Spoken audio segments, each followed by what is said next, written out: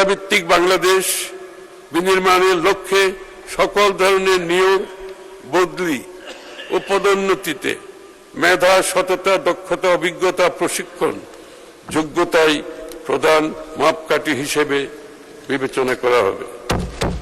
সরকারি কর্মচারীরা বিগত প্রায় 11 বছর যাবৎ একই বেতন কাঠামোতে বেতন ভাতা পাচ্ছেন।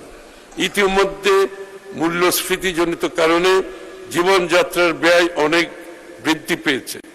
আমরা সরকারি কর্মচারীদের জন্য নতুন বেতন কাঠামো আগামী 1 জুলাই 2026 হতে ধাপে ধাপে বাস্তবায়ন করার ঘোষণা দিচ্ছে মাননীয় স্পিকার। দেশের বিভিন্ন অঞ্চলের মধ্যে অর্থনৈতিক, সামাজিক, অবকাঠামোগত বৈষম্য কমিয়ে সমতা ভিত্তিক সুষম উন্নয়নে বহুমুখী পরিকল্পনা বাস্তবায়ন করা হচ্ছে।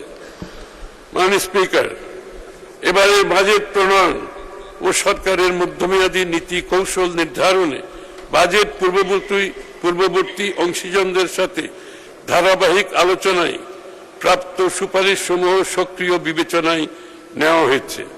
বর্তমানে সীমাবদ্ধতা ও চ্যালেঞ্জ সত্ত্বেও আমরা মনে করি নতুন বাজেট অর্থনীতিতে ইতিবাচক পরিবর্তনের সূচনা করবে।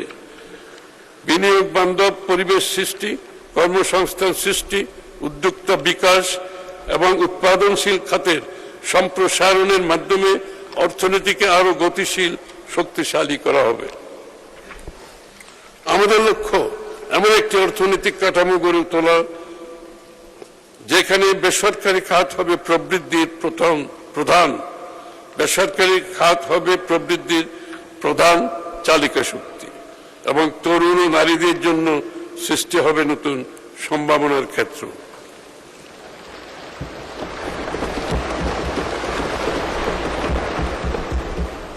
মাননীয় স্পিকার, আমি এখন 2025-26 অর্থ বছরের সম্পূরক বাজেট আলোচনা করছি।